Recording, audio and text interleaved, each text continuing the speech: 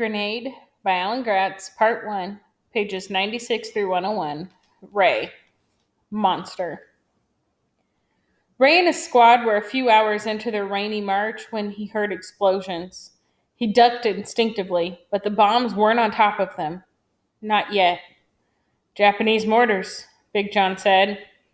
Things weren't going well on the front lines, so, as Big John had promised, the 1st Marines were being ordered south to fight there.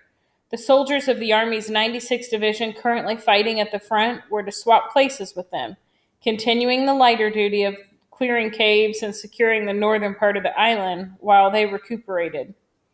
"How can you tell one explosion from another?" Ray asked. "You get shot at enough times, you get to recognizing the sound," Big John told him. "You haven't faced mortars yet, have you, Barbecue?" the old man asked, walking alongside them. "Mortars lob bombs at you from a long way off, like a long fly ball." The old man whistled while he made an arcing motion with his hand. "A lot of new guys, they don't know the secret to running through mortar fire." "Run zigzag?" Ray guessed. The old man shook his head. "No, you run straight away. No turning, no looking back. That's how you survive a mortar attack." "Stay low, don't bunch up, and run like hell," Ray thought. Just what the sergeant had told him as they came off the boat. Sergeant Meredith, that was. Ray had to remember that Big John was their sergeant now. Stark's long legs took him on ahead, and Big John fell in beside Ray as they walked.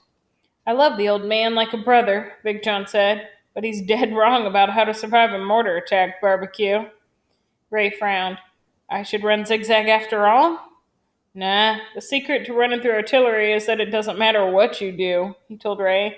"You zig, you may make it. You zag, you may get hit.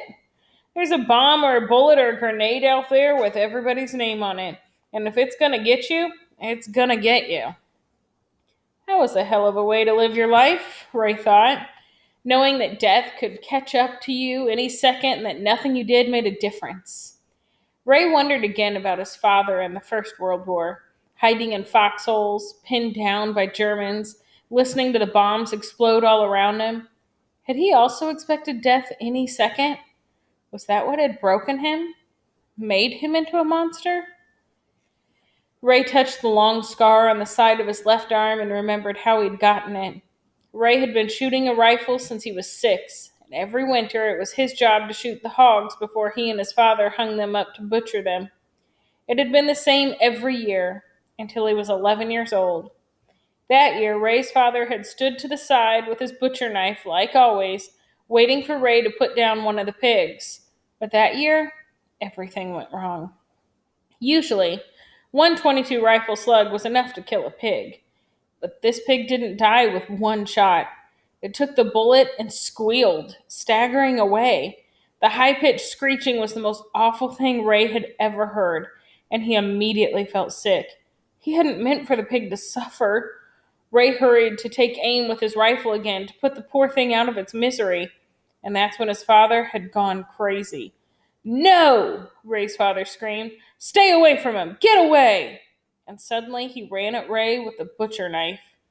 Ray got the rifle up just in time to block the first of his father's slashes, but the next one caught Ray on the inside of his left arm, carving a deep gash from his wrist almost all the way down to his elbow.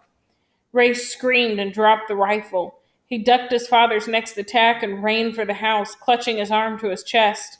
His mother drove him to the hospital for stitches, and when they got back, his father wouldn't look him in the eye.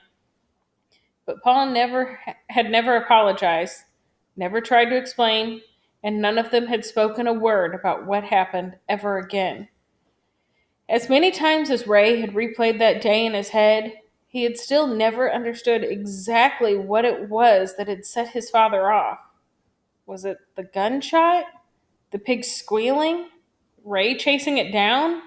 Like all the other times his father had gotten violent and unpredictable, there was no understandable reason for it. But that time had been the worst.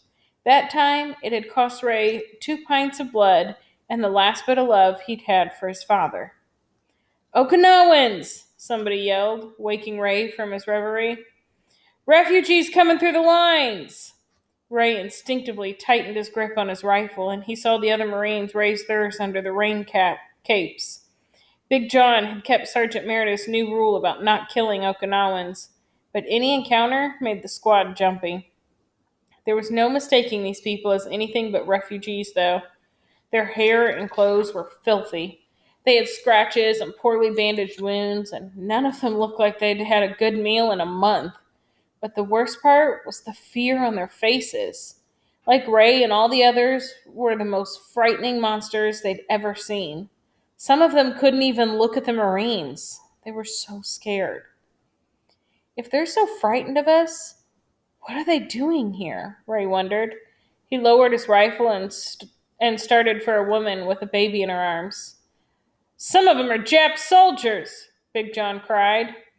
Ray watched in stunned horror as a Japanese soldier, dressed as one of the Okinawans, tossed aside the ratty blanket he hid beneath and shot the old man dead. More Japanese soldiers did the same, and all hell broke loose. Don't let him through! Shoot! Shoot! Big John yelled, and the Marines opened up on them. They didn't know who was Japanese and who was Okinawan, and they didn't wait to find out. When the last rifle fired, the Marines stood in the pouring rain, surrounded by bodies.